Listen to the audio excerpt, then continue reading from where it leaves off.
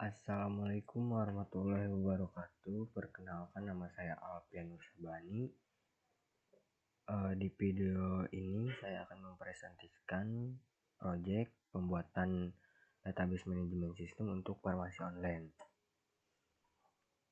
Untuk anggota kelompok kami, yang pertama ada Asep Nugraha, Alfian Nursabani, saya sendiri, Bayi Darwisi Faras, dan Said Abdullah. Yang pertama ada pendahuluan. Yang melatar belakangi pembuatan database manajemen sistem untuk farmasi online ini, salah satunya adalah perkembangan teknologi. Juga dikarenakan dalam perkembangan sekarang semuanya sudah serba online, dan juga salah satu yang mengalami pendigitalisasian adalah bidang kesehatan, salah satunya di bidang farmasi. Selanjutnya ada masalah. Yang pertama, di sini ada pendigitalisasian farmasi berbasis online. Itu membutuhkan database untuk menampung data-data yang diperlukan. Yang kedua, butuhnya suatu sistem yang dapat menampung data dengan praktis dan tentunya dengan tingkat keamanan yang terjamin. Nah, tujuan dari pembuatan database ini yang pertama adalah agar dapat menjadi sistem yang memudahkan untuk menyimpan data dengan praktis dan terjamin keamanannya.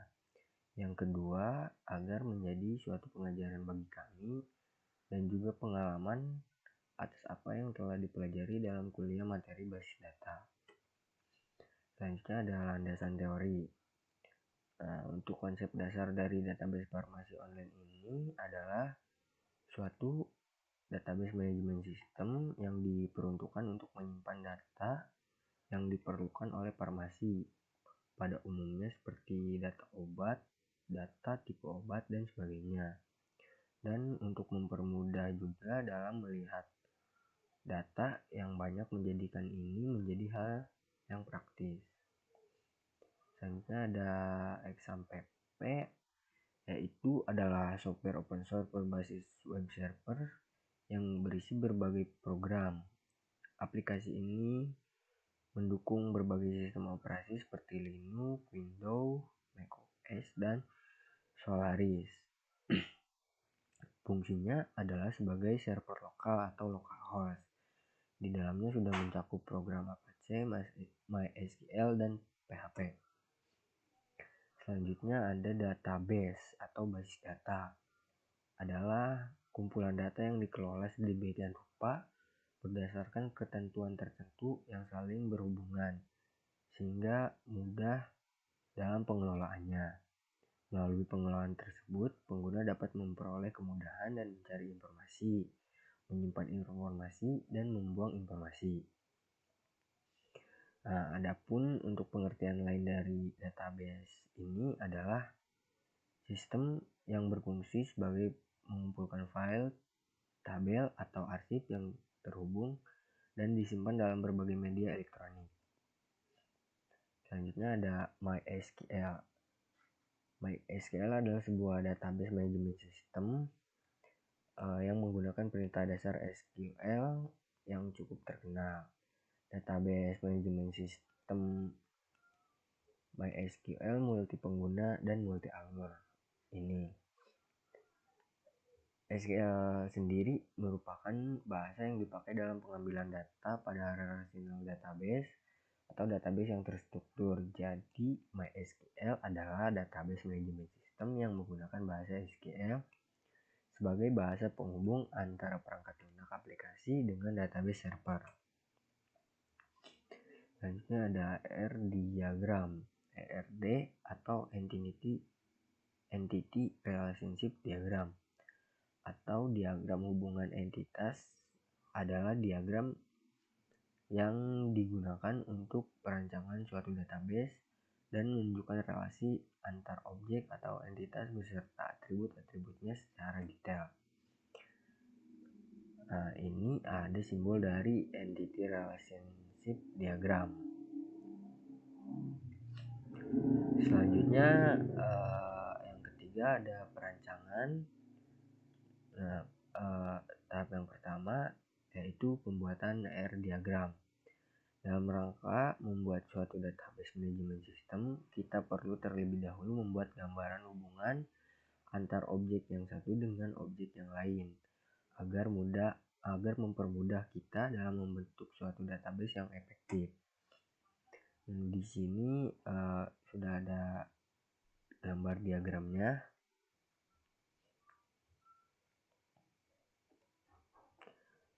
Gambar di atas merupakan gambaran yang kami buat dalam merancang database untuk online farmasi yang kami rancang ini. Selanjutnya yang kedua, pembuatan database.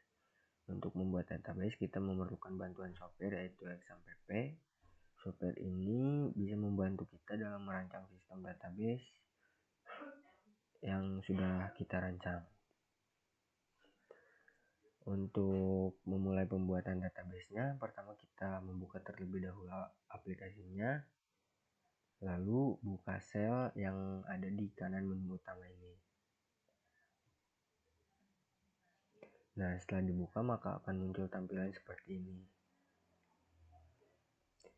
Nah, untuk penjelasan selanjutnya akan dijelaskan oleh teman saya. Terima kasih. Baik, terima kasih sebelumnya kepada Alfian yang telah mempresentasikan. Tadi sampai sini ya. Nah, untuk memulai pembuatan database, pertama kita buat terlebih dahulu buka terlebih dahulu aplikasi Zen-nya yang telah diinstal. Lalu buka shell di menu utama. Nah, ini shell di sebelah kanan ya kalau dari sini. Nah, untuk selanjutnya ini tampilan dari shell yang tadi kita buka ya.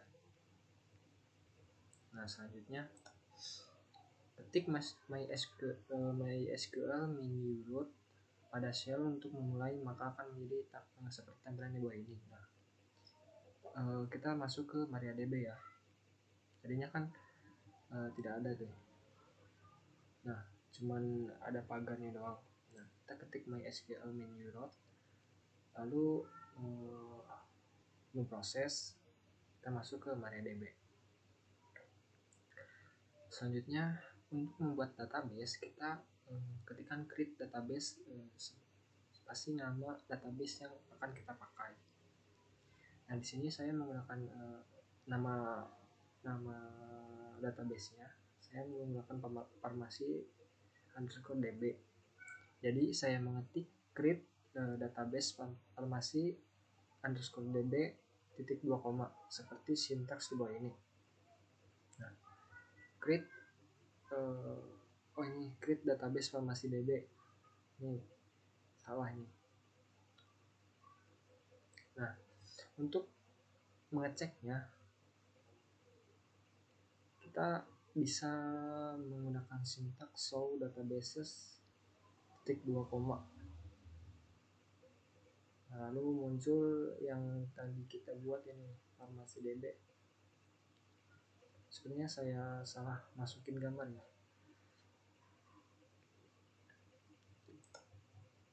Lalu selanjutnya ada pembuatan tabel. Pembuatan tabel dalam database ditujukan sebagai objek untuk menampung data-data secara terperinci sesuai dengan tipe data yang kita butuhkan. Di sini membuat beberapa tabel juga menampilkan sintaksnya. Nah, berikut ini adalah list tabel yang kami buat untuk memenuhi kebutuhan database farmasi online ini. Nah, seperti yang dilihat ada kategori list, customer list, expired product, inventory, product list, receiving list, sales, supplier list, system setting, type list, dan shop. Nah, kita akan tampilkan sintaks-sintaksnya. Ini kan yang udah jadi yang saya screenshot di admin ya. Nah, untuk tabel pertama yang kami buat adalah kategori list, berfungsi untuk menampung kategori dari masing-masing obat. Berikut adalah masing-masing obat yang ada di ini ya, yang nantinya di farmasi online-nya. Nah ini untuk sintaks untuk kategori list. Di dalamnya ada record ID sama name ya, tipe datanya in, nama tipe datanya text, tidak. Nah di bawah ini deskripsi ya, kita mengetikkan dengan des atau describe kategori list. Nah maka akan muncul fieldnya ID, name, ada ID sama name, tipenya ada ID itu in, name itu text. Selanjutnya key, ID key primary. Kenapa di sini belum di primary tapi di sini udah primary, nanti saya tunjukkan di bawah, soalnya ini saya screenshot sesudah jadi ya. Lalu ke bawah lagi ada customer list. Customer list berfungsi untuk menampung list pelanggan yang sudah datang untuk berbelanja. Berikut sintaksnya. Ada create table, customer list. Fieldnya ada ID, name, kontak, address. Ini di bawah untuk deskripsinya ya. Fieldnya ada ID, name, kontak, sama address. Tipe datanya ada in, text, variable voucher, sama teks. Lalu untuk table selanjutnya yang kami buat adalah expired list, berfungsi untuk menampung data kadaluarsa obat. Berikut sintaksnya. Nah, create table expired product, fieldnya ada ID, produk ID, kriteria itu quantity, date expired, date create. Nah ini untuk deskripsinya. Selanjutnya kita buat adalah table inventory, berfungsi untuk list data obat yang dibeli atau keluar dan masuk dari toko. Jadi inventory itu untuk memastikan keluar dan masuknya obat ini, apakah ada yang masuk dari supplier ataukah ada yang keluar terjual ke customer. Nah di fieldnya sendiri ada ID, ada produk ID, quantity, tipe, ada stock form ID, expired date, expired confine, other detail, remarks, then end date update ya. Ini deskripsinya. Lalu selanjutnya kita membuat table product list, berfungsi untuk menampung data obat yang dijual. Berikut sintaksnya. Sama create table, namanya product list. Di dalamnya ada ID, kategori ID, tipe ID, SKU, price, name, measurement, description. Di bawah ini ada fieldnya, tipenya, dan sebagainya, deskripsinya ya. Lalu selanjutnya adalah kita membuat receiving list yang berfungsi untuk list obat yang dibeli dari toko supplier.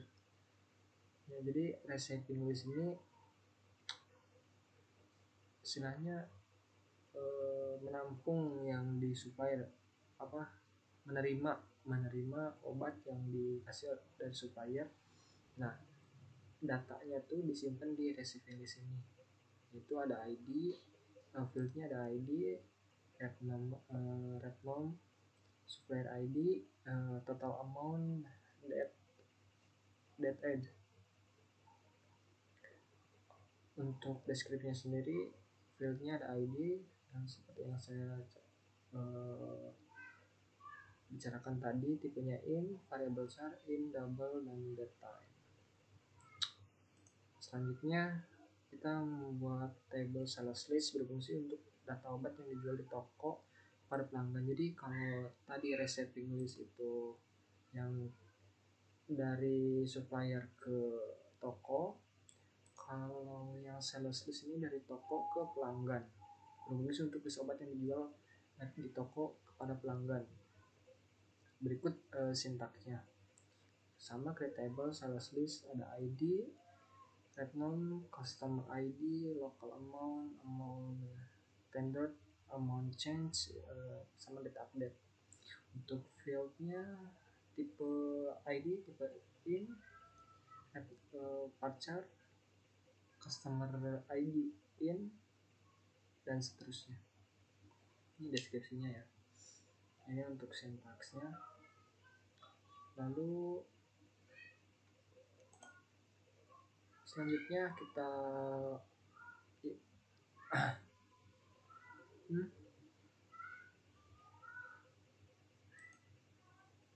supplier list. Selanjutnya kita buat adalah supplier list. Supplier list ini is list supplier ya, list yang nyuplai obat ke toko yang kita buat, database yang kita buat. Dan di fieldnya ada ID, supplier name, ada kontak sama alamat atau address ya. Ini untuk deskripsinya, ada ID, tipe datanya integer, supplier name text, kontak variable char, addressnya ada text ya. Lalu selanjutnya, nah ini untuk tabel selanjutnya itu sistem setting ya, berfungsi untuk sistem yang nantinya akan dipakai untuk database ini. Nah, untuk sistem setting ini nantinya ketika database ini dipakai ataupun apa namanya itu ya dipakai databasenya di maupun di web ataupun di aplikasi desktop ataupun aplikasi mobile nantinya. Nah, ini sistem setting ini untuk dipakai di menampung kayak ID, name, email, kontak, kayak gitu. Nah, untuk selanjutnya tabel yang kita buat adalah tipe list. Nah, tipe list ini untuk list data tipe obat yang dibutuhkan pelanggan. Sintaksnya sama, cuman fieldnya cuman ID sama name. Terus ini untuk deskripsinya, ID-nya in, name-nya text. Lalu tabel selanjutnya yang kami buat yaitu user. Nah, ini tadi kan user ID, name, username, password itu. Nah, fieldnya kan ada ini. Nah, ini tuh berfungsi untuk ini juga nantinya.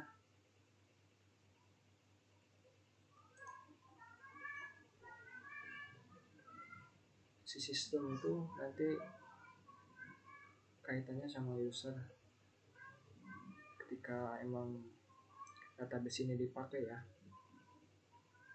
Nah, ini selanjutnya mengubah ID.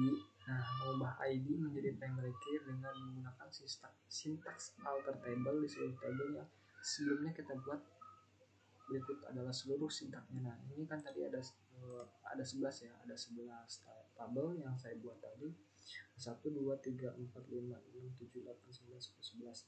Ada 11, kita add primary key ke ID. Jadi tadi kan kejawab. Nah, di sini kan belum, kalau di sini kan ID-nya itu masih belum primary key ya, harusnya belum primary key, cuman di deskripsinya ada primary key. Nah, ini jawabannya, di alter table, di add primary key ke seluruh table yang kita buat. Lalu langkah selanjutnya adalah kita menambahkan increment menggunakan sintak alter table juga di seluruh table yang sebelumnya kita buat. Ini sintaknya alter table Misalkan ketika ingin menambahkan increment di user, modify ID integer null auto increment. Nah, ketika si ID-nya itu ketika masuk itu auto increment, jadi ketika ID 1 ketika nambah lagi ID-nya bertambah menjadi 2 dan seterusnya, seperti itu. Terima kasih. Saya Asep Nugraha dan segenap teman-teman yang bertugas mengucapkan terima kasih. Assalamualaikum warahmatullahi